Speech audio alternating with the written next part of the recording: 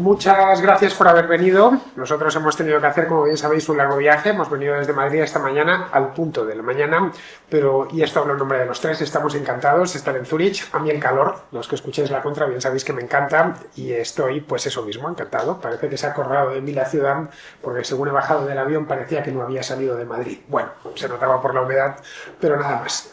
Nos comentaba Jesús cuando empezó a organizar este evento, lo hizo con la antelación que se presume de un español ya debidamente herbetizado, es decir, hace bastante tiempo, que quería que hablásemos de empresas. Tanto Hermenegildo como Jano, como yo mismo, los tres somos liberales y por lo tanto, pues ya de entrada tenemos una predilección por la empresa privada, la empresa estatal. Yo por lo menos no lo considero una empresa, aunque lo parezca. Es decir, la relación entre una empresa pública, mal llamada pública, porque las empresas privadas también son públicas, es decir, cualquiera, sobre todo si cotizan en bolsa, puede comprar una parte o la empresa entera. Y las empresas estatales y las camisas, ya sabéis, una empresa estatal es a las camisas lo que una camisa de fuerza a una camisa, es decir, no se parece absolutamente nada. Así que vamos a hablar de empresas privadas.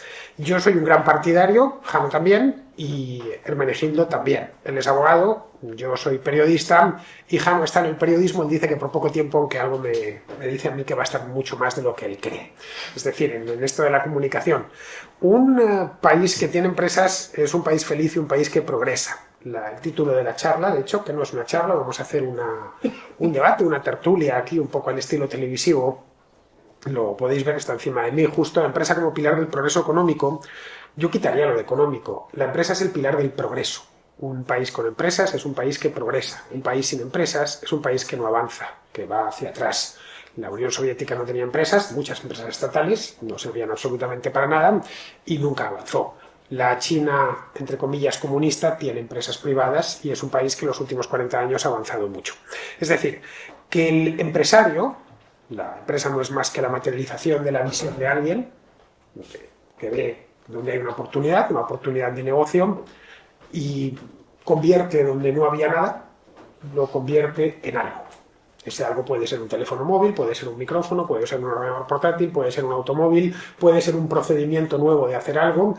Los empresarios, y entiendo que aquí habrá unos cuantos, están siempre devanándose los sesos para facilitar la vida a los demás buscando su propio interés. Ese es el milagro del capitalismo. Buscamos nuestro propio interés, algo que está inscrito en nuestra naturaleza, y a la vez favorecemos a todos los demás. Vamos, no se me ocurre sistema más altruista que el capitalista. Y no existe sistema capitalista si no hay empresas.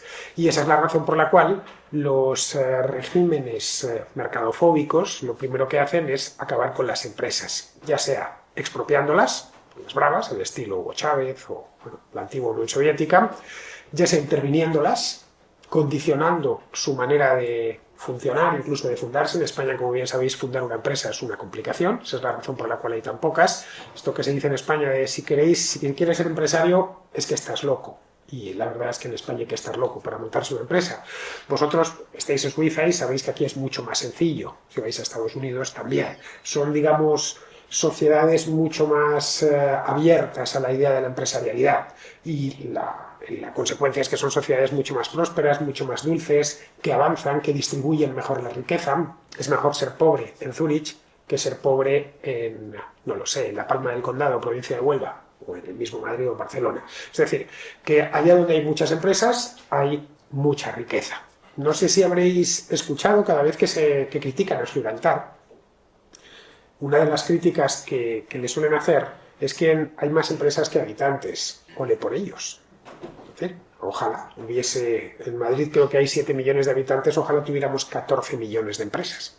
Significaría que, bueno, a poco que solo la mitad o una cuarta parte fuesen empresas con 2 o 3 empleados, necesitaríamos estar importando mano de obra continuamente y habría una competencia por el factor trabajo tal que los sueldos serían altísimos. Un poco lo que sucede en Zúrich, donde el desempleo, como bien sabéis, es prácticamente inexistente y son los empresarios los que compiten por los empleados y no los empleados por los empleos, que es lo que sucede en países con pocas empresas como, por ejemplo, el nuestro. donde hay muy pocas, las que nacen con muy poco dinero. En España, para ser empresario, ya sabéis, 80.000 euros y un par de huevos, no hay mucho más. Ese es el empresario medio en España. Es dificilísimo conseguir dinero para sacarla adelante.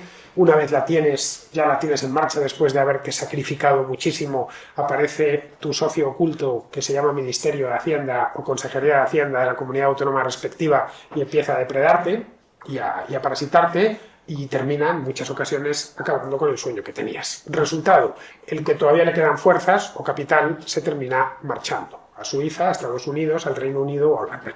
Es decir, lo que se pierde es un capital fundamental, que es el capital humano. No le demos más vueltas. Lo más valioso que tiene un país no es el oro, no es las materias primas que pueda encontrar en el subsuelo, no es el clima. Lo más valioso que tiene un país son los cerebros que habitan dentro de ese país. Un país lleno de buenos cerebros es un país que monta muchas empresas, porque hay ideas continuamente circulando de un lado a otro.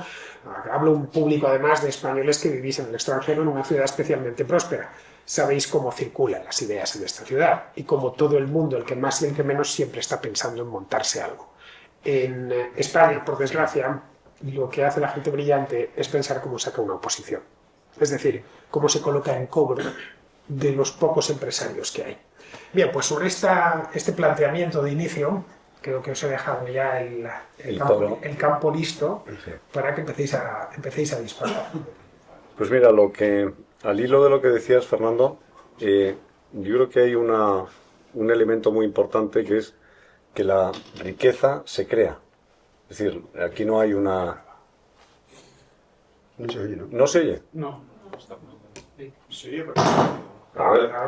Ahora sí. Lo que decía es que la riqueza se crea. La riqueza no está ahí, no es una tarta limitada donde cada uno va arrancando su trozo. Y gran parte de la creación de esa riqueza la tienen justamente las empresas, que es poner capital y poner ideas al servicio de algo muy importante, que es la demanda de los consumidores. En el mercado es donde se produce la democracia perfecta. Es decir, si una empresa funciona, sale hacia adelante; si una empresa no funciona, quiebra y sale del mercado. Y quienes van a decidir si un empresario triunfa o no triunfa son los consumidores. El empresario que es capaz de atender las necesidades de los consumidores es el que va a triunfar. ¿Cuáles son los peligros con los que se enfrenta una empresa? ¿Cuáles son los peligros con los que se encuentra un empresario?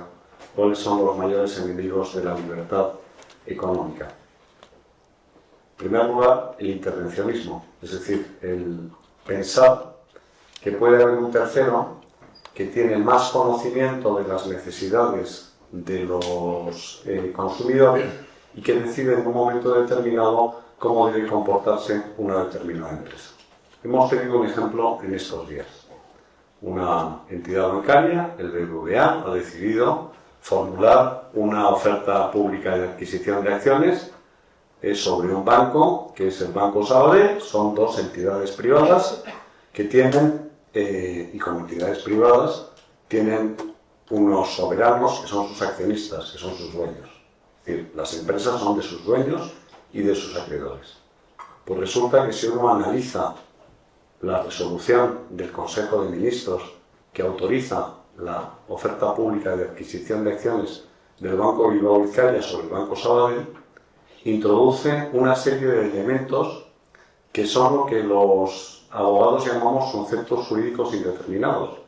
Habla del interés general, la protección de los intereses generales, algo tan etéreo como el bien común, en el supuesto de que existiera algo que se llame el bien común. Pero lo que llama la atención sobre todo es que son dos cosas. La primera, que los mismos argumentos que sirven para, en un momento determinado, aprobar una operación de concentración, son los mismos que se utilizan para prohibirla.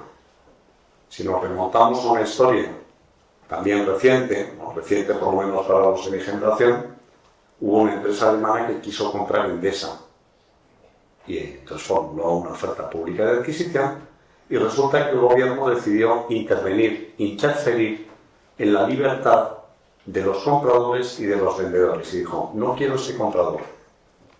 ¿Cuál fue el resultado? que una empresa estatal italiana terminó adquiriendo una empresa privada que había sido privatizada, volviéndola a renacionalizar y poniéndola en manos, en este caso, del gobierno extranjero. ¿Gracias a qué? Gracias a la intervención de un tercero que no tiene la sensibilidad para determinar cuáles son los intereses que corresponden a vendedores y a compradores. Tenemos otro mantra que se utiliza, que es el de el interés estratégico. Es que esta empresa es estratégica. Primero, defina usted estratégico. O sea, ¿qué es estratégico? Porque lo comentábamos hoy durante el almuerzo, siempre que oigo hablar de una inversión estratégica me echo a pensar porque seguro que pierde dinero. Es que esto es una inversión estratégica. Vete a la cuenta de resultados que seguro que la tenemos en números rojos. Luego tenemos otra que es lo social. ¿No? Dice, no, es que esto es por interés social. Digo, no, pero ¿cuál es el interés social? Si nadie mejor que un empresario para definir el interés social, porque se somete al escrutinio y a la votación todos los días de los consumidores, que son los que van a decidir si esa empresa tiene que existir o no tiene que existir. Y luego, quizá el elemento más distorsionador es que se produce en derecho. Hay una institución que se llama el principio de confianza legítima, que significa básicamente respetar a aquel que ha ajustado su conducta económica a una norma en un momento determinado. Es decir, que invertí en una serie de condiciones, quiero tener libertad de entrada y quiero tener libertad de salida. En España resulta que para entrar hay que pedir permiso y para salir también hay que pedir permiso. Entonces se convierte en un mercado que tendría que ser un mercado líquido en un mercado con trabas a la entrada y con trabas a la salida. Pongo un ejemplo. Situación COVID-19. Resulta que el gobierno publica un decreto ley que se basa en razones de extraordinaria y urgente necesidad, cuando es el propio gobierno el que interpreta cuándo se da una situación de extraordinaria y urgente necesidad, igual que es el que interpreta cuando hay un interés general. O sea, el interés general es lo que el gobierno en cada momento dice que es el interés general, bendecido por el Tribunal Constitucional. En el caso del decreto ley del COVID te dicen, vamos a aprobar una norma que proteja a las empresas españolas de los fondos depredadores que se aprovechen de la caída en la cotización, y entonces, para que no haya fondos buitres que se queden con empresas españolas, vamos a resucitar una norma que dice que determinadas inversiones extranjeras tienen que tener la aprobación del Consejo de Ministros, con la nulidad si no se obtiene esa aprobación del Consejo de Ministros. Uno puede decir, oye, pues parece que la norma pudiera tener una justificación temporal porque tenemos la situación del COVID. Pasa el COVID, termina el fundamento que justificó esa norma, ya no existe una cotización baja en los mercados y la norma no solo se ha mantenido, sino que se ha ampliado. Entonces decía, vamos a ver, usted o me ha engañado entonces o me engaña ahora. Me dijo entonces que era necesario para proteger a las empresas una norma que asegurara el control o la supervisión por parte del Estado del proceso de libertad de entrada y libertad de salida, y ahora me dice, tiempo después, cuando han desaparecido los presupuestos fácticos para la aplicación de esa norma, que va a seguir manteniendo la aplicación de esa norma. ¿Por qué? Porque le interesa que no exista esa libertad económica. ¿Por qué le interesa que no exista esa libertad económica? Porque si yo controlo la decisión empresarial, estoy ampliando mi ámbito de poder. En esto de estratégico, supongo que sabréis cuáles son, por regla general, las empresas estratégicas, siempre son las mismas. Que si el armamento, que si la energía, pero nunca incluyen el pan, el trigo, vamos, ni la leche. Yo creo que sí que la energía es estratégica, pero es mucho más estratégico el no morirse de hambre. Si lo estratégico es lo fundamental para la supervivencia de la comunidad, deberían intervenir en el sector alimentario, pero eso no les interesa. Bueno, eso es lo que decía Khrushchev, ¿no? Contaba que cuando fue a Londres le preguntó que quién se encarga de la distribución del pan. Bueno, pues, sí, la libre.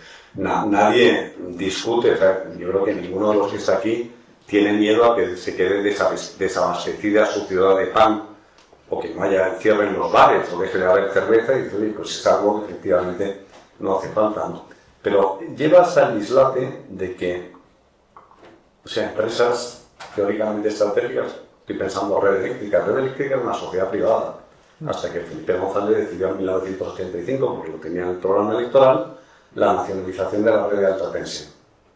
Entonces, nacionalizó Red Eléctrica, luego se privatizó, pero Red Eléctrica el Estado mantiene un 20% de capital. Es decir, luego si tú ves quiénes son y quiénes han sido los presidentes de Red Eléctrica durante los últimos años, que ninguno lo ha fichado Headhunter. O sea, que yo sepa, Beatriz Corredor, que es registradora de la propiedad, que yo no sé sus conocimientos de electricidad ahora, seguro que después de llevar algún tiempo en el cargo, pero vamos, no creo que, por poner otro ejemplo de la registradora de la propiedad conocido, a Mariano Rajoy le pregunta sobre oscilaciones de tensión o sobre energía síncrona o asíncrona, seguramente, pues con toda razón, pues no te sabría responder. Pero en el caso de las empresas públicas da igual. O sea, es decir, tú miras los currícula de quienes han ocupado cargos en empresas públicas y a mí me da mucha envidia porque son tremendamente versátiles, ¿no? Porque un día están en paradores, al día siguiente, es decir, que es otra cosa que yo no sé qué hace el Estado administrando hoteles, ¿no? Y al día siguiente lo tienes en correos y luego pasa. Entonces, eso es lo que en una empresa privada dices, oye, esto sería un poquito sospechoso. Bueno, la cosa sería correos. Correos, bueno, también tenemos numerosos ejemplos. ¿Esto por qué no funciona si está encendido? Está el CNI haciendo de las suyas. A ver, dale ahí. ¿Se me oye? No. Este no tira. Bueno, pues hablo un poco más fuerte y ya está. Tú levanta la voz que tienes buen vocero, Javi. Bueno, o sea, yo lo del tema de lo privado no creo que lo privado pueda llegar a todo, luego si queréis debatimos sobre eso, pero a mí sí que me gustaría hacer una defensa de la empresa privada desde otra perspectiva, quizás desde la perspectiva más de la propia naturaleza del ser humano. O sea, yo estudié economía, a mí economía la verdad es que la mayoría de asignaturas me parecían bastante aburridas y sobre todo que llegaba un punto en el cual, pues bueno, oye, mira, pues esto es cómo funciona y ya está, ¿no? Y estas son las fórmulas que se aplican y a partir de ahí ya pues perdía su gracia. A mí me gusta mucho más el tema sociológico para entendernos. O sea, el comportamiento, el porqué de las cosas. O sea, por qué nosotros somos como somos, por qué en otros países no lo son. Y hay una cosa que en realidad, si uno lo piensa, dice, generalmente todos nuestros males de nuestro tiempo están muy enfocados a negar la naturaleza del ser humano. Es decir, están muy enfocados a creer que la podemos transformar, a creer que por ley el ser humano va a ser lo que nosotros creamos, ¿no? Que somos una especie de dioses.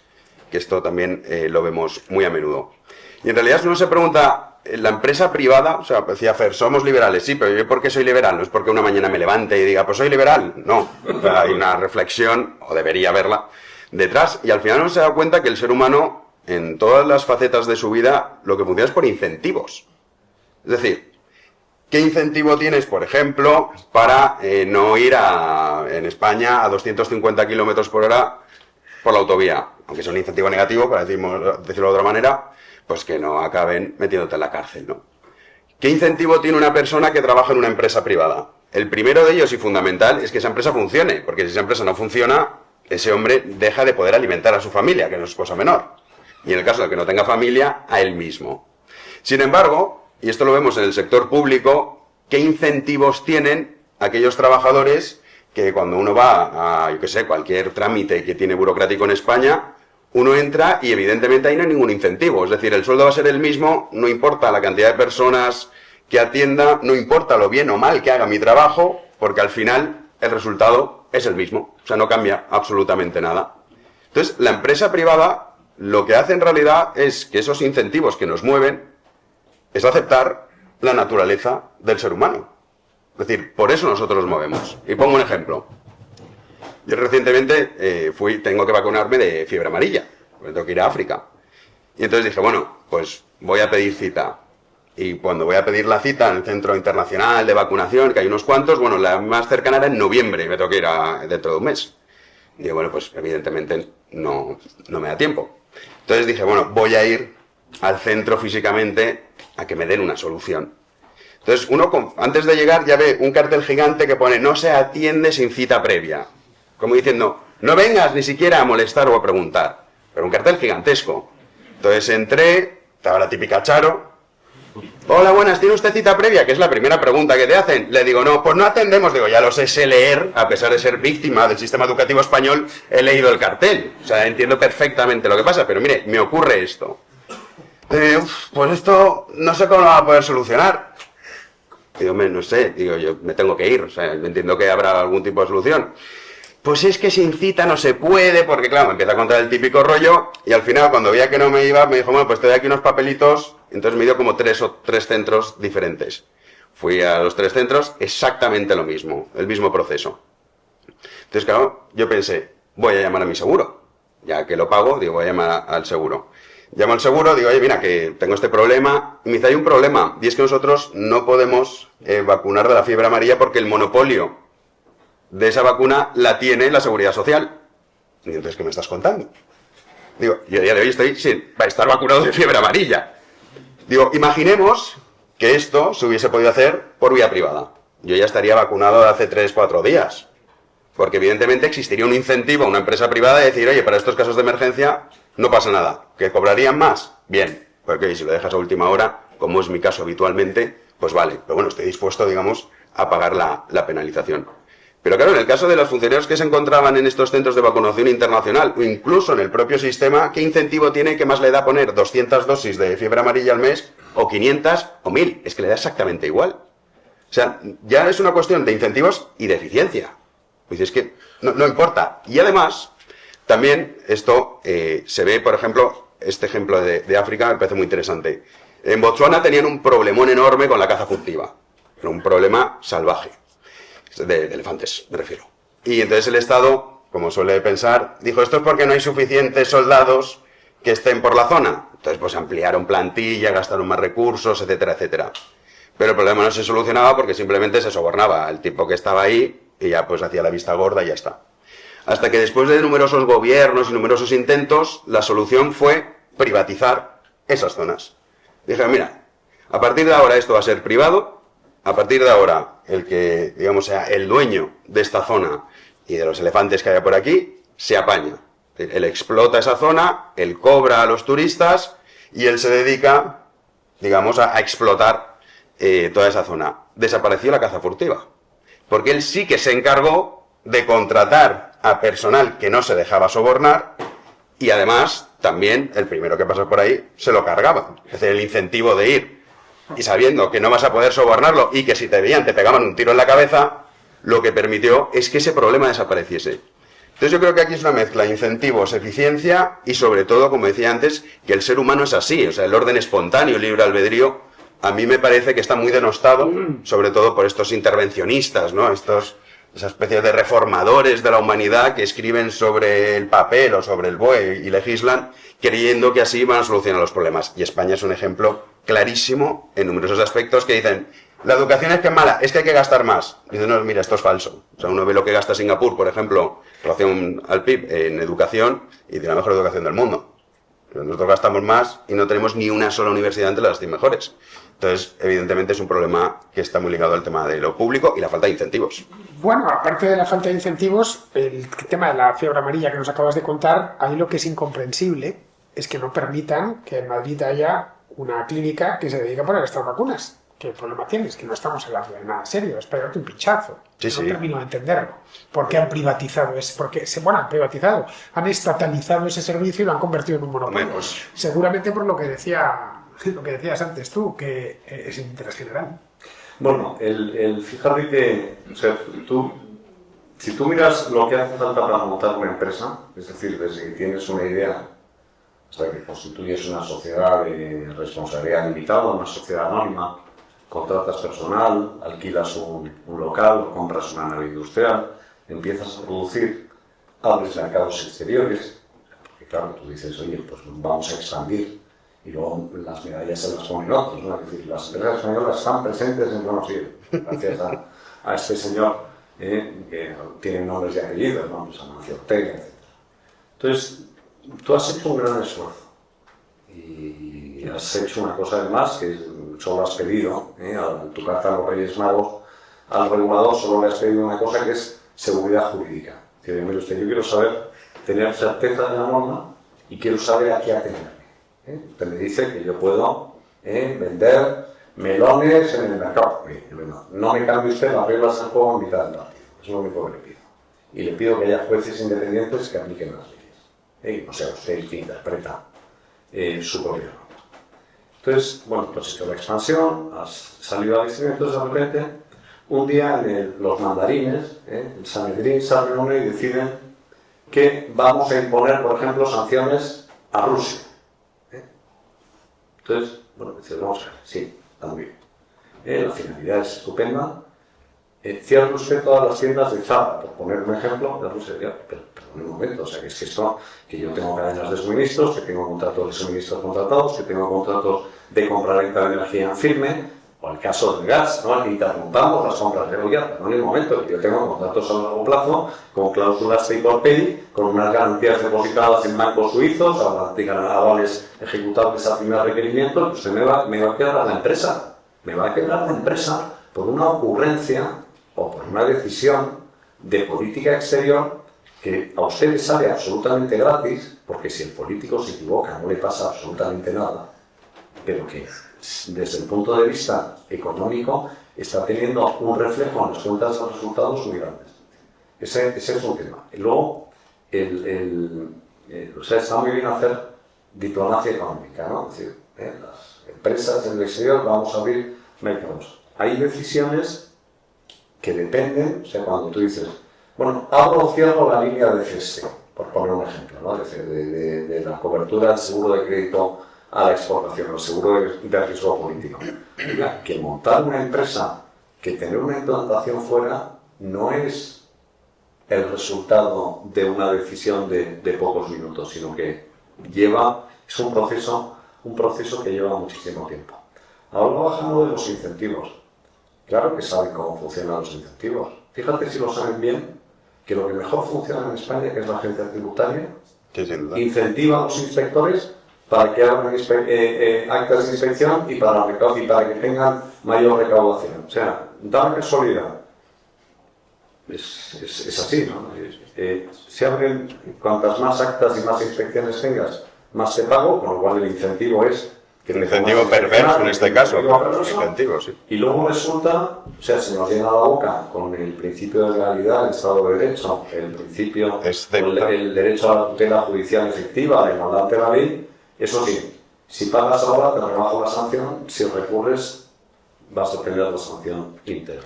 La presunción de culpabilidad, que esta es otra. Bueno, eso va de suyo, o sea, ya me conformo, es aquello me conformaría con que cumplieran sus propias leyes. Pero hay otra cosa que es lo que los empresarios se comentan que realmente es el uso alternativo del derecho, ¿no? O sea, aquello que decía el conde de Romanoles de al amigo el favor y al enemigo el reglamento, ¿no? Entonces, es decir, no decía eso exactamente.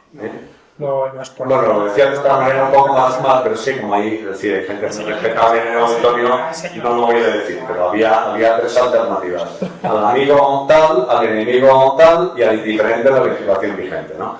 Pero luego en privado lo podemos comentar. Pero lo cierto y verdad es que cuando tú no tienes previsibilidad de la norma y cuando tú tienes instrumentos en manos que son instrumentos muy poderosos, o sea, decidir si algo contraviene o no el interés general, ¿cómo discuto yo? O sea, ¿cómo llevo al Tribunal Supremo la decisión de prohibir o de condicionar una OPA cuando ya previamente han dicho que interpreta lo que es el interés general es el propio que está diciendo que aquello es el interés general? Bueno, un ejemplo de esto es lo que está padeciendo la industria del automóvil, que como bien sabéis en Europa se la está encargando. El político, por regla general, el burócrata, vamos a llamarle así de manera más genérica, porque lo entendemos todo, considera que lo que ha creado las empresas, lo que han creado los empresarios, es un bien dado, que estaba ahí, que siempre va a estar ahí. Es decir, siempre vamos a tener ordenadores. A pesar de que para llegar a este ordenador portátil que tengo aquí, pues ha hecho falta, en fin, aparte de inversiones multimillonarias, infinidad de personas durante años pensando en problemas y tratando de sacar un producto final, que es el ordenador portátil, que todos tenemos uno. Y quien dice esto, pues dice un teléfono o dice un vehículo deportivo. Bueno, la industria del automóvil es una de las más grandes del mundo y en Europa les ha dado en los últimos años por cargársela, como bien sabéis, porque han decidido que los burócratas, que ellos son los que van a decir a los fabricantes qué tipo de vehículos tienen que hacer. Empezaron con las normativas de contaminación, las famosas Euro, que era un incentivo en este caso para que, la idea era, ¿no?, para que así hagáis motores más limpios. El resultado era que dejaban de fabricar muchos modelos porque ya no les interesaba. No sé si habéis visto, los más mayores lo recordaréis, hubo una época en la que había coches que eran baratos, al alcance de casi cualquier bolsillo, por lo general pequeños, y hoy apenas se ven. El famoso Seat Panda, vamos, o que lo recordaréis en Marbella, estos hoy apenas ya no existen. Bueno, tienes el Sandero, que es el coche más vendido en España. El Sandero es un poco más grande. Claro, al final lo que han terminado es con esto. Pero no tan barato, ¿eh? La cuestión es que ya les han dicho, la última ha sido, en el año 2035, que está a la vuelta de la esquina, dentro de 10 años, no vais a poder vender vehículos de combustión interna. Cuando hoy, pues en cada país cambia, evidentemente, pero lo que se ve por la calle, incluso en ciudades tan ricas como esta, son vehículos de combustión interna. No vamos a engañarnos. Veníamos andando los tres desde el hotel y lo que íbamos grabando un vídeo. Se puede ver casi todos los vehículos, quitando los de un Tesla, eran todos de combustión interna. Bien, dentro de 10 años no los van a poder fabricar. En España incluso acaba de anunciar el ministro de Consumo que ni siquiera de aquí en adelante van a poderlos anunciar.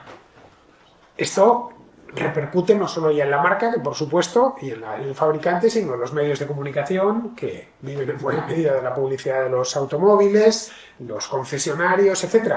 Y es porque un burócrata iluminado ha decidido que él fabrica los coches, pero los riesgos los corre otro. Los riesgos los está corriendo el accionista del grupo Stellantis, que sé yo, o de Volkswagen.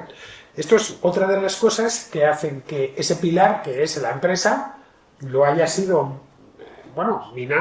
minando, hasta que al final el pilar se termina cayendo, que es lo que ha pasado en algunos sectores, concretamente en los mercados más intervenidos como el nuestro, sectores que iban muy bien y que de pronto se esfuman y nadie sabe muy bien cómo ha sido, con lo fuerte que era tal o cual país haciendo esto o fabricando tal cosa. Y ahora es que los empresarios no sabían competir.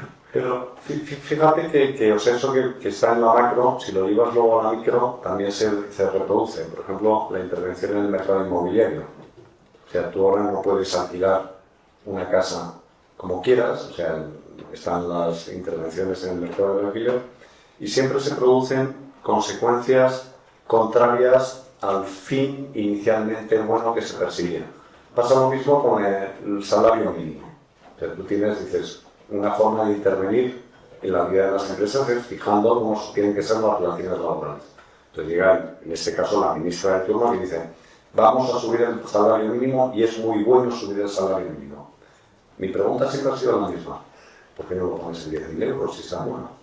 O sea, ¿por qué 1.327 y no 8.512? O sea, si la intervención, si fijar un salario mínimo alto va a determinar que vamos a tener mucho más consumo, etcétera, ¿por qué no lo pones en 10.000 euros? Entonces, ante eso, la pregunta a continuación es decir, ¿qué bola de cristal o qué ciencia ha recibido o qué don del Espíritu Santo ha recibido para determinar que el salario mínimo interprofesional que debe aplicarse en ese momento es este y no el que resulta de negociaciones voluntarias entre personas libres? Bueno, esto ya sabes que hacen un cálculo partiendo de datos reales extraídos del mercado. Bueno, ¿cuáles son los sueldos más o menos más bajos? Pues rondan los 1.000 euros, pues vamos a colocarlo en 1.000 euros. Lo hacen así, chupándose el dedo y poniéndolo al viento. El burócrata, por regla general, suele ser muy arrogante. La fatal arrogancia de la que hablaba Hayek. Cree conocer el trabajo del empresario mejor que el propio empresario y se cree con la autoridad de decir cómo tiene que hacer su negocio. Ya de entrada es partícipe de la mitad del mismo, porque se va a quedar aproximadamente con la mitad de lo que produce. Pero se ve ya en la arrogancia absoluta de decirle cómo lo tiene que hacer y en ocasiones si puede o no puede existir. ¿Cuántas veces habéis oído eso de la educación no puede ser un negocio, la vivienda no puede ser un negocio, la cultura no puede ser un negocio, la alimentación no puede ser un negocio? Entonces, ¿con qué se puede hacer negocio? Pero yo creo que aquí hay varios errores. Hay uno de concepto, que esto también está muy relacionado con la sociedad en la que vivimos, también la propaganda, y es que llamamos derechos a cosas que no lo son. O sea, por ejemplo, la indemnización por despido. Yo estoy en contra de indemnizar a un tío por echarlo. O sea, me parece aberrante el concepto. Es decir, ¿por qué motivos un empresario despide a un trabajador? Porque no funciona. O porque es malísimo, con lo cual, porque te voy a tener que pagar porque seas malísimo. No, porque le va mal. O porque te va mal, es decir, no tengo dinero suficiente para pagarte, entonces como no tengo dinero suficiente, es decir, me estoy arruinando, te echo y te tengo que pagar. O sea, no existe otra posibilidad. Yo no conozco a nadie, bueno, a lo mejor siempre hay algún tarado por ahí, ¿no? Que dice, no, a mí es que me divierte muchísimo despedir a la gente. Pero no conozco a nadie que sea así. No lo hacen. No lo sé, pero imaginemos que hay uno entre un millón. Bueno, vale, pues bien, pero no conozco tal caso. Dices, bueno, eso, si tú lo criticas, lo que te dicen es que estás en contra de los derechos de los trabajadores. Digo, no, oiga, de lo que estoy en contra es de la explotación permanente del empresario. Porque aquí hay un problema que también, o sea, hablabas, por ejemplo, del tema de los coches de combustión. O sea, igual que existen lobbies con el lobby verde, que dedican millones y millones y millones de euros, cientos de millones de euros en esa propaganda que llevamos recibiendo muchísimos años, yo no veo un lobby que esté dedicando cientos de millones a decir lo contrario. Es decir, a mí también hay una parte, en el caso de las empresas, creo que las empresas, más allá de, evidentemente, pues las cuestiones económicas, me parece que es tan importante en la sociedad una empresa que también tiene una serie de obligaciones con la sociedad. Por así decirlo así, con el país en el que habita. Sobre Y yo he echado... Sobre todo los primeros. Sobre todo, pero aparte de eso, yo he hecho en falta, que es grandes empresarios, pongo el caso del IBEX 35 en España, que ahora se llevan las manos a la cabeza. Y dicen, es que mira lo que nos están haciendo. Dice, pero si tú has estado financiándolo, cabrón. Perdón, pero lo has estado financiando. Digo, ahora te llevan las manos a la cabeza de qué terrible, mira, es que nos van... Yo soy Onimaz, por ejemplo, con Repsol. Claro, tú escuchas sus discursos de los últimos tiempos, y te los firmo. Julián Imaz es un político. Y digo, bueno, bien, pero sí, bueno, pero me refiero, este precisamente no es tonto. Dentro de lo que es político, yo diría que es de los tipos más... Viene de la política. Sí, bueno, pero que tonto no es. Y de sus últimos discursos son contrarios al delirio que estabais señalando de que va a llegar aquí un burócrata a decirnos que mira, tú solo puedes hacer esto. Y claro, ve la hoja de resultados y te dice, macho, que me estás reventando. De ya, ¿pero qué estabas haciendo hace 10 años? Comprando ese bodrio. Entonces, también, o sea, por un lado tenés, igual que la empresa es muy importante, su papel es tan fundamental que muchas de las cuestiones que suceden, o esos triunfos de esas ideas de los derechos absurdos, el salario mínimo, si tú dices, como es mi caso, que estoy en contra del salario mínimo, pues te dirían que estás en contra de los derechos de los trabajadores. Bueno, el salario Dices, mínimo no existe en países como Dinamarca. sí, en otros tantos, ya lo sé. Pero dices, es que estoy en contra de eso, estoy en contra del sistema de pensiones, estoy en contra de las cotizaciones que tiene que pagar el empresario, o sea, estoy en contra de esa explotación permanente del empresario. Pero claro, si lo que tú has estado haciendo es alimentando, incluso financiando, que estén en contra, yo he visto actos de Podemos financiados por el Banco Santander, macho. Esto ha ocurrido en España. Entonces dices, ay, es que ¿cómo puede ser que tengan este poder? Hombre, pues si lo has estado pagando tú. Aquí habría otro elemento, y es el de la regulación. El empresario, todos tenemos muy claro lo que es un tipo, un grupo de tipos que tienen una idea, que quieren hacer que haya algo donde no hay nada. Porque un empresario, como os he dicho al principio, en esencia es eso. Y a partir de ahí ya no tienen que luchar contra el mercado, que por supuesto, eso es lo primero. Nuestra idea va a tener clientes, va a poder sobrevivir en el mercado. La mayor parte de empresas, como bien sabéis, pues la idea no era tan buena, o era una buena idea, pero no era su momento. El principal problema del empresario hoy es la regulación, que es caprichosa y que solo cambiar un artículo en una regulación hace que tu empresa quiebre. Esa es la razón por la cual las empresas grandes están siempre pendientes de no molestar al burócrata, porque saben que un cambio mínimo en la regulación les manda a la quiebra. Es que el poder del boletín oficial del Estado, el boletín de la Comunidad Europea, es tremendo, ¿no? Porque es que efectivamente tú puedes introduciendo, o sea, basta con que tú digas o subir un tipo impositivo, o por ejemplo, en la gran creatividad de la Hacienda española, que descubres hechos imponibles todos los días, ¿no? Entonces dices, ahora tienes el impuesto, esta es otra, a los beneficios extraordinarios. O sea, resulta que me va bien, entonces como me va bien, te voy a cargar un impuesto adicional. El impuesto a la producción de electricidad. Oye, que yo ya estoy pagando el impuesto de sociedades, que estoy pagando el IVA. pues tengo otro impuesto adicional. Impuesto, este es un clásico, además muy popular, el de las grandes fortunas. Entonces, claro, tú dices, te imaginas la gran fortuna con la caricatura del capitalista que fuma el puro. Entonces, bueno, pues ¿qué hay que hacer con el capitalista que fuma el puro? Pues zurrarle y ejercer de Robin Hood, quitarle el tipo para dar al pobre. Entonces, al final tú tienes una combinación de todos esos elementos que además cala mucho en un país que ha tenido una educación económica muy deficiente, porque lo que se enseña en los colegios españoles es una educación financiera muy deficiente. Es decir, tú lo ves, la educación en España ha estado en manos de maestros muy socialistones y de curas muy socialistones. Es decir, el modelo educativo siempre te censuraba el afán de riqueza, ¿no? Pues aquello de que el lucro porque además era como aquello de es más fácil que entre un camello por el ojo de una aguja que un rico berreno. Entonces ya claro, te entra a decir, pero en mitades empresarios se va a salvar, ¿no? La gente con una preocupación tremenda, ¿no? Y todo ese clima al final pues termina creando un magma que es muy fácil, la gente lo compra. Y entonces cuando tú lo comparas y dices, vamos a ver por países, ¿no? Dices, bueno, vamos a ver un país, no nos vamos a ir muy lejos. Irlanda hace 50 años era un país pobre. Sí, más de Europa. Portugal hace 20 años era un país mucho más pobre que España. Portugal está a esto de sobrepasar a España. Irlanda ha triplicado el PIB per cápita de España hace bastante tiempo. ¿Por qué? Porque han apostado por una cosa que es la libertad de empresa. Impuestos bajos, facilidad para establecerse, respeto a la norma, no cambiar las reglas del juego en mitad del partido y sobre todo crear una política de atracción de inversión extranjera. Si es que en España ahora mismo lo que hay es una política, fíjate, lee en cualquier periódico, los fondos buitre. Claro, llega un señor que trabaja en BlackRock o en Blackstone, le llamas buitre, dice fondos buitre que están quedándose con viviendas a precio de saldo para otra cosa, para especular. ¿Qué tiene de malo especular? ¿Qué tiene de malo el ánimo de lucro? ¿No? ¿Qué tiene de malo ganar dinero? Pero yo, Sermene, creo que no es por el concepto Robin Hood, de quitarle, digamos, lo que más tiene para dárselo, sino más por el concepto de la envidia, que es peor. O sea, ni siquiera aspiran a que le llegue algo, es simplemente como yo estoy mal, tú también.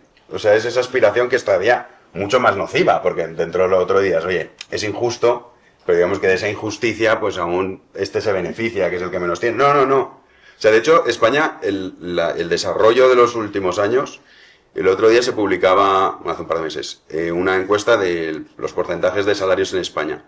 El 67% de los españoles, 67, gana menos de 30.000 euros. Es una locura. Entonces, claro, tú dices, un país que es así y que tiene esos problemas salvajes, ¿cómo lo soluciona? Dicen, no, es que es el empresario. Es que, claro, como dicen, sueldos dignos. ¿Pero qué es esto? O sea, ¿cuál es el sueldo digno? Volvemos un poco a eso, 2.000 euros salario mínimo, o ¿por qué no 5.000? O sea, si quieres, digamos, dotar de dignidad al trabajador, pues tendrías que decir, hombre, no te voy a subir el SMI a 1.300, 1.400, te lo voy a poner en 5.000, porque así eres mucho más digno. Entonces, pero el problema es que como no hay incentivos en España, que es lo que decía Fer, o sea, la gente prefiere opositar. Es decir, yo oposito, no tienes ambición. Bueno, Porque... el incentivo está claro. Un trabajo para toda la vida, mejor pagado que en el sector. Sí, pero me refiero que debería ser al revés. O sea, debería ser funcionario es, con todos mis respetos, eres un pringao, y por eso eres funcionario. Sí, mientras que el incentivo tendría que ser, soy empresario, y eso es lo que me va a permitir hacerme rico, en fin, pues tener una gran fortuna, o no gran fortuna, pero vivir mejor que el que ha decidido única y exclusivamente limitarse a estudiar unas oposiciones, unas más difíciles, otras más fáciles, porque también aquí hay gente que lo flipa. No, es que yo estoy en una posición, digo, a ver, que no es la NASA, o sea, me refiero. O sea, hay oposiciones que son complicadas, otras que no, que está un tonto de baba se lo saca. Entonces, el problema es ese, que tú has hecho todo lo contrario. O sea, ¿quién en España dice voy a montar una empresa? Hay que estar loco. Claro, hay que estar loco. Mientras que no, lo bueno aquí es, voy a hacer mi oposición, tengo todos estos incentivos que tú has comentado, pero eso que se ve como algo positivo es dramático. Porque al final tienes una sociedad que no tiene ambición. Y una sociedad que no tiene ambición es que está muerta. Y en el caso de España lo vemos a diario con muchísimas cuestiones. Que al final tú lo que ves es una sociedad que está, pues bueno, un poco habitando, sí, la sociedad está del espectáculo, en la que se ha renunciado al ahorro. Pues dices, bueno, el Madrid es una cosa espectacular y en gran parte de España también. Y dices, ¿cómo es posible que esté todo lleno? O sea, ¿cómo es posible? Es bueno porque la gente ha renunciado a ahorrar, porque ni siquiera tienes incentivos para ahorrar. Porque aunque pudieses ahorrar X porcentaje de tu sueldo al mes, el 30% se lo iba haciendo. entre los impuestos, entre que tampoco te daría ni para comprarte el coche este que comentas tú, que es una castaña, pero bueno, es lo que desgraciadamente en España ocurre. O sea, el empobrecimiento es muy salvaje. Y todo eso obedece a un problema de mentalidad que se ha ido poco a poco instalando en la sociedad. Y en España tuvimos una tormenta perfecta, era cosa de 10 años, pues la irrupción de Podemos y la nueva política, lo recordaréis todos, Sí. que abundaban, aparte, bueno, del perroflauteo y todas esas cosas que nos hacían tanta gracia, en un discurso hiperfiscal y empresofóbico. Es decir, todo pasaba por subir los impuestos, todo se resolvía, recordadlo. Sí, sí. En las elecciones de 2015 y 2016, ni un solo partido pedía bajar los impuestos. De hecho, estamos en 2025 y ningún solo partido tiene como elemento principal bajar los impuestos. Ninguno. Somos el Nadie habla de único eso. país de Occidente en el que no hay un partido en el que diga, primer punto en el orden del día, bajar los impuestos porque esto es un saqueo. Bien, en 2015, 2016, 17, etcétera, hace 10 años, era eso y las empresas son malas, porque tienen ánimo de lucro, porque fíjate, estos empresarios se han metido en esto para sacarnos los higadillos, eso de ser empresario es muy fácil, lo público es superior, ¿por qué tenemos que permitir que esto exista? En fin, ahí están las sextas noches, los mítines de la gente de Podemos, del propio Partido Socialista, el PP se contagió de ello también, se creó un magma tremendamente empresofóbico, que el resultado es el que tenemos de aquellos polvos estos lodos. Es más, cuando el actual gobierno llegó al poder, y de esto hace 7 años ya, una de las cosas que lo ha caracterizado es el odio absoluto al empresario. Yo no he oído, sacadme de mi error, ni un solo buen comentario a un empresario por parte de miembros del gobierno en 7 años. Ni uno, ¿eh? Ujú. Y todavía estoy por ver Eso no creo. a algún ministro, qué sé yo, hablar bien de las empresas españolas. Al contrario, desde el gobierno se han emprendido campañas contra gente realmente ejemplar, Paco Roche de Mercadona, Amancio Ortega, bueno, casi cualquiera que le vaya un poco bien, le han montado campañas ministros del gobierno. Campañas que muchas veces rozaban los psicotrópicos. Recordad aquella que le hicieron a Amancio Ortega porque había regalado unas máquinas oncológicas a la Seguridad Social. Como limosna, decir. Una cosa Hay fácil. más impuestos. Sí, pues sí. Sí, sí. No decían, esto lo hace, o cuando hace donaciones, esto es para desgravarse. Digo, tú eres un normal, claro, porque evidentemente no necesita esto, pero O sí. cuando les dio por decir que, y con el tema de los precios, es que nos está robando Mercadona. Sí, récord, cuando batía récords decían, mira, estamos aquí arruinándonos y este hombre... En lugar de alegrarse porque una empresa tiene beneficios, y una empresa tiene beneficios, la que se beneficia es toda la sociedad, empezando por él mismo, sus empleados, el lugar en el que están. Yo cada vez que voy a Valencia, que es una ciudad que me gusta mucho, en fin, se lo digo a los valencianos, la suerte que tenéis por tener a Paco Roche aquí es que es tremenda, cualquier ciudad de España. Pero el problema es... que es que haya libre concurrencia. Porque claro, tener monopolios es lo que algunos apetecen. Es muy fácil ganar dinero. Bueno, es muy fácil tener verdad, porque tienes el caso de Renfe. No, eso te iba a decir. Monopolio. Que si es pública, para más sistemáticamente, ¿no? Pero cuando tú tienes libre concurrencia, oye, ganar dinero es lo mejor que puede ocurrir. Se enriquece todo el mundo, es decir, pocas cosas nos han traído más riqueza a España, no solo riqueza de euros y céntimos, sino de imagen, de prestigio, como el grupo Inditex. Es que el grupo Inditex no siempre estuvo ahí. Esa es la realidad, y parece que siempre estuvo ahí. No, caray, cuando yo era niño el grupo Inditex no existía. Empecé a ver los tragas, recuerdo los años 80, que era una cosa como una tienda que empezaron a abrir, y el Mercadona lo mismo, no existía. Es decir, estas dos personas, bueno, y miles de personas que han trabajado tanto en Inditex como en Mercadona, han creado una cantidad de riqueza inmensa. Fernando, las 20 principales empresas del mundo hace 20 años no existían. Sí. O hace 30 años no existían. Bueno, creo. ¿Existía Tesla? No. existía Microsoft, empezaba. Sí, todas las Amazon, todas las grandes tecnologías. Ninguna de ellas. O eran empresas muy pequeñas. ¿Y cuáles son las que están determinando el progreso y las que están determinando el bienestar de los ciudadanos? ¿Tú vivirías ahora sin Amazon, o sin WhatsApp, o sin Internet, o sin las comunicaciones? Bueno, Amazon recuerda que se estuvo en los años de la pandemia, que decía, no puede ser, Amazon se está forrando. Claro, como no podíamos salir de casa, pues todos pedíamos cosas por Amazon y andaban, bueno, angustiadísimos, porque la gente pedía cosas por Amazon y llegaron a decir que había que crear un Amazon público. Sí, es Fueron verdad. incapaces de ganar dinero con correos en una época en la que todos estábamos pidiendo que nos trajesen cosas a casa y que las compañías de postales y de courier y de reparto estaban ganando cantidades ingentes, sacos de dinero. Bueno, pues correos lo perdió. Y ahí tienes un caso de una empresa estatal que no tiene un monopolio, es decir, correos opera en un mercado con competencia, pero en el que cuesta realmente perder dinero en ciertas épocas. La de la pandemia fue una de ellas. Sí, también un poco el odio que hay hacia la empresa privada y un poco el mercado libre es que es justo. Entonces, claro, te pone en tu sitio. O sea, el liberalismo no es popular o el capitalismo no es popular porque es que es tremendamente justo. Entonces, claro, asumir que la inmensa mayoría de los ciudadanos pues no somos gente brillante y pues en fin haremos lo que podamos para vivir mejor es complicado. Y aceptar que tú no eres ese genio, no eres Jeff Bezos, pues cuesta. Entonces, en realidad, uno de los odios fundamentales que hay hacia la empresa privada es esa, y es que te pone en tu sitio. Entonces, por eso vienen ya, pues no, es que tú en realidad, esto lo vemos con la crisis financiera, el problema no es tuyo, Paco, que has ido a pedir una hipoteca que te han dado el 110, que yo he llegado a ver albañiles, con todos mis respetos, que iban con BMWs a poner ladrillos. Digo, coño, algo está fallando. No, muy bien, no. ¿Tienes el dinero para comprártelo? No. ¿Estás gastando el dinero que te ha dado el banco, que no lo tienes? No, muy bien, no. Y dices, y voy a vivir por encima de mis posibilidades, y cuando evidentemente no puedes pagarlo, claro, pero cuando no puedes pagarlo, la culpa no es tuya, Paco, es el banco que cabrón que te la ha dado. Sí, Y digo, hombre, no, vamos a ver, la culpa es suya, señor, que ha querido vivir por encima de sus posibilidades. Claro, decir esto es tremendamente impopular. No va a salir un gobernante a decirlo. Como yo no soy un gobernante, me da igual. Pero lo cierto es esto. Adelante, si quieres. Sí, adelante sí, pero luego los rescates los pagamos todos, ¿eh?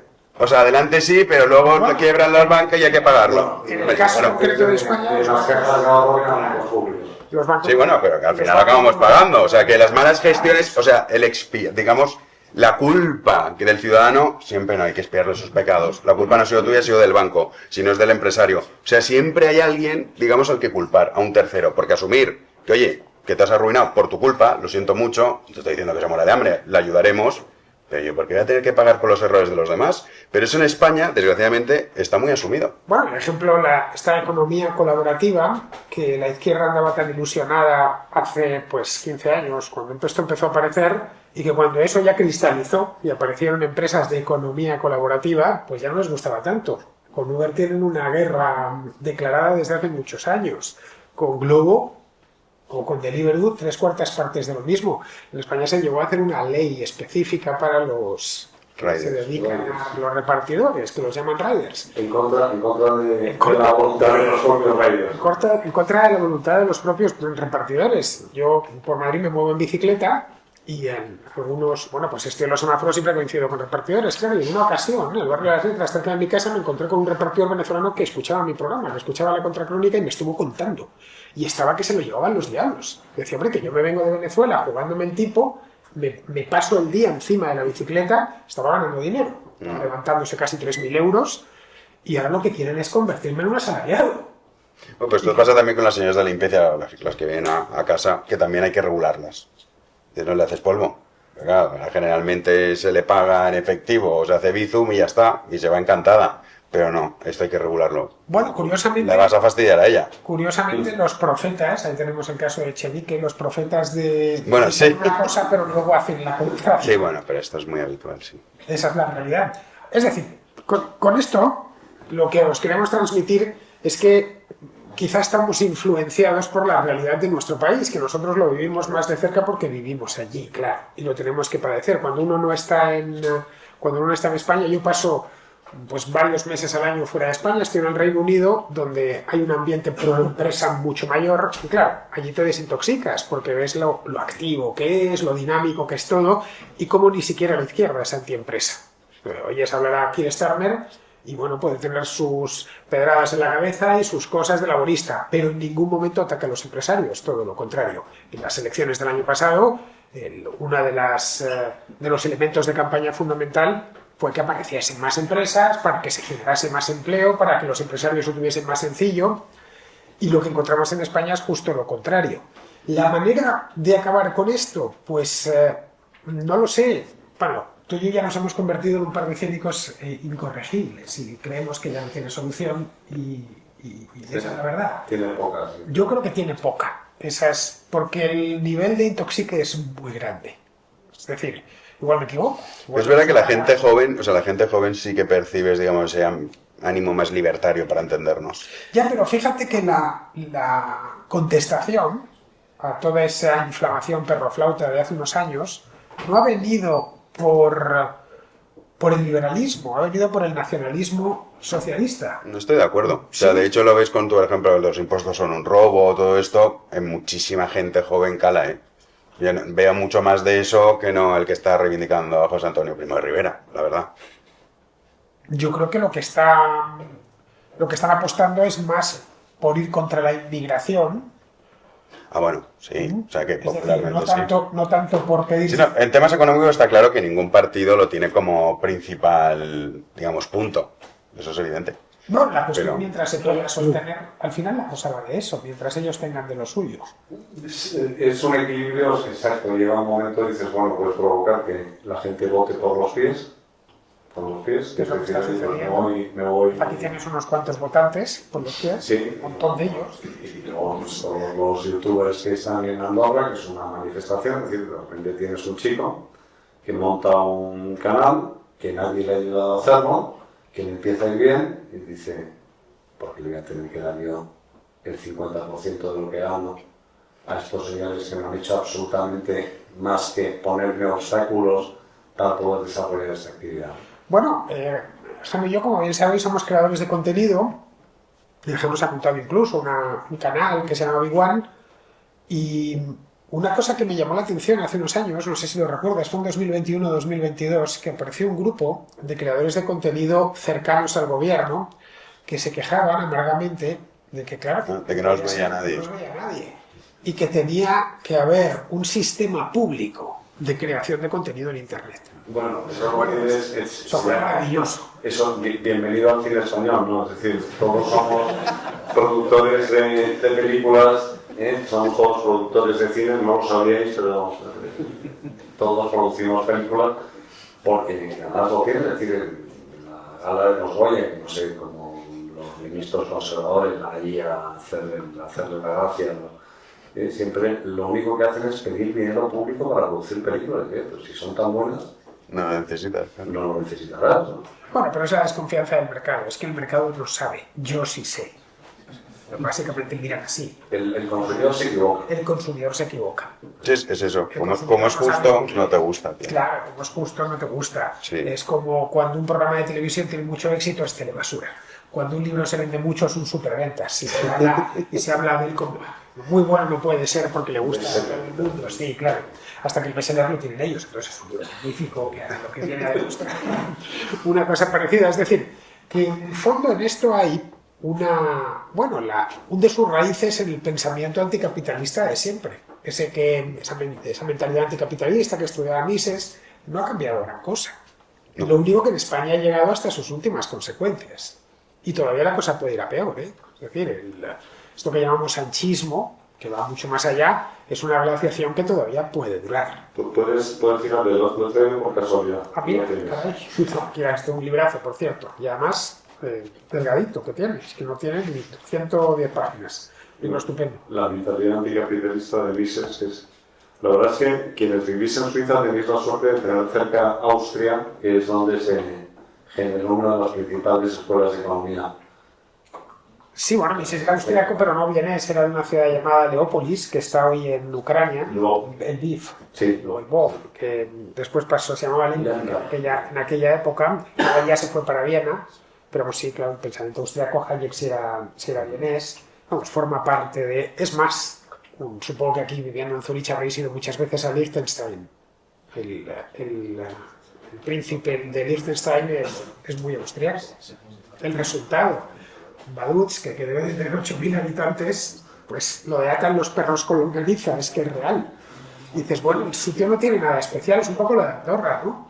De Andorra, sí. Dices, bueno, estos son... Bueno, tiene algo especial que es un régimen fiscal muy atractivo. No, pero de primeras, cuando llegas, claro, tú piensas, ¿esto qué pueden esperar esta gente? Yo estuve en Andorra ahora en diciembre, que fui a ver allí a Sergio y tal, y dije, bueno, hacía un frío negro, aquello, el valle que hay así. Estos son un estanco, 2 rotondas y ya, para de contar, porque es tan rico. ¿Cómo puede haber ese salto entre la Seu d'Urgell y Andorra la Vella? ¿Cómo veo ese salto entre la línea de la Concepción y Y Gibraltar. 3/4 partes de que la lo línea de Concepción tiene 16.000 euros de renta per cápita y Gibraltar tiene 80.000. No. Los separa únicamente, o a lo mejor es más Gibraltar. 103.000. Pues eso, mejor me lo ponen. Pues Y los separa, se tienen el mismo clima. Bueno, es mucho peor Gibraltar porque es una montaña, o sea, es una roca. Entonces, ¿cómo se explica? Sí, al final es una cuestión de mentalidad. ¿Cómo se cambian las mentalidades? Pues yo lo veo complicado, sinceramente. Sobre todo cuando has creado la impresión de que tú no tienes, si te va mal, tú no tienes la culpa. Es decir, el gran éxito de esta gente ha sido crear una máquina en la que tú no tienes la culpa de nada. Siempre el culpable es otro. Pase lo que pase, si a ti te va mal en la vida, tú no tienes que hacer examen de conciencia ni nada de esto. Siempre hay otro culpable, una persona a la que puedas señalar, exista o no exista, siempre hay un malvado. Y contra ese malvado hay que ir. Y ese malvado casi siempre coincide con un empresario o con alguien que ha emprendido, que ha decidido tirar para adelante, incentivado por la idea de ganar dinero. Aunque en España muchas veces uno se hace empresario porque no encuentra trabajo en otro sitio, porque no puede ser asalariado. En España está lleno de gente que se ha inventado su propio puesto de trabajo. Bueno, tú y yo somos un ejemplo.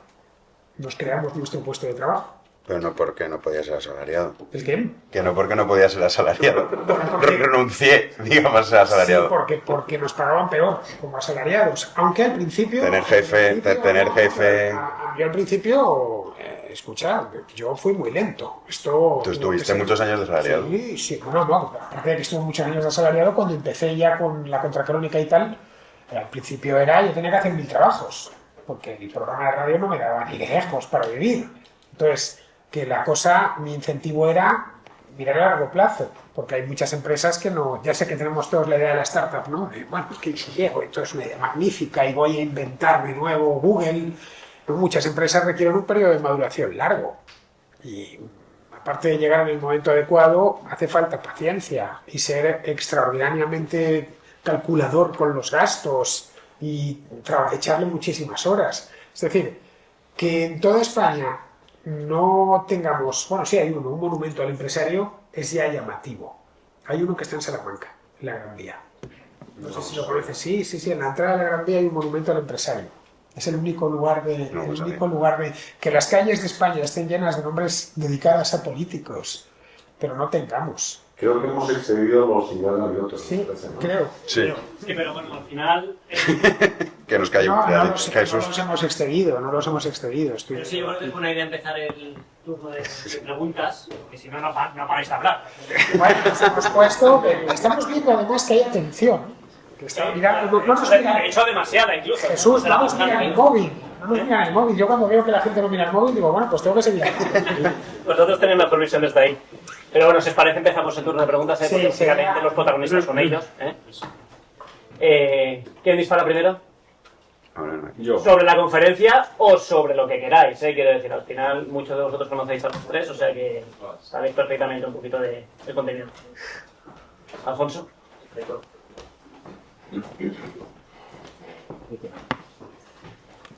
Muchas gracias. Bueno, oye, me ha encantado. Buen debate. Yo creo que estamos seguramente de acuerdo todos en los temas en los temas que son realmente de base, ¿no? Según estaba escuchando, estaba intentando refrescar un libro que leí hace unos años, que seguro que habéis leído vosotros tres, ya me han dicho que sois grandes lectores, que se llama ¿Por qué fracasan los países? Y Robinson. Sí, James Robinson, ¿no?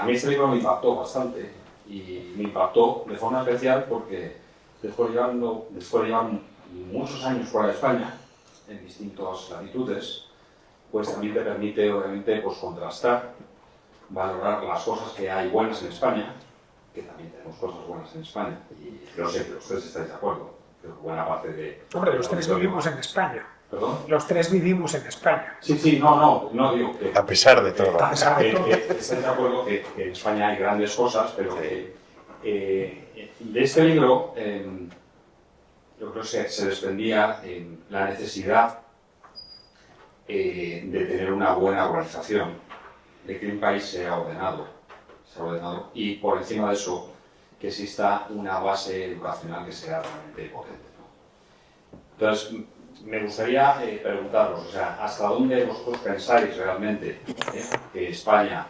tiene un sistema de educación avanzado? Yo por descontado que la respuesta va a ser dura y crítica. ¿Y dónde realmente el país debería dar una vuelta? O sea, siendo conscientes de que los problemas que hay son problemas, algunos de ellos muy estructurales, y va a llevar mucho tiempo, como estabais comentando, dar la vuelta a toda la situación que hoy estamos viviendo o que se está viviendo en el país, que muchos de los que estamos fuera pues también la sufrimos, ¿no? En la distancia, pero observamos. O sea, si la base educacional, ¿vale?, que es la que tiene que sentar realmente el parámetro para que una sociedad sea organizada, es crítica, porque ninguno de los últimos gobiernos que ha habido realmente han hecho reformas educativas sólidas y realmente transformadoras que ayudan a apalancar el país de cara a futuro.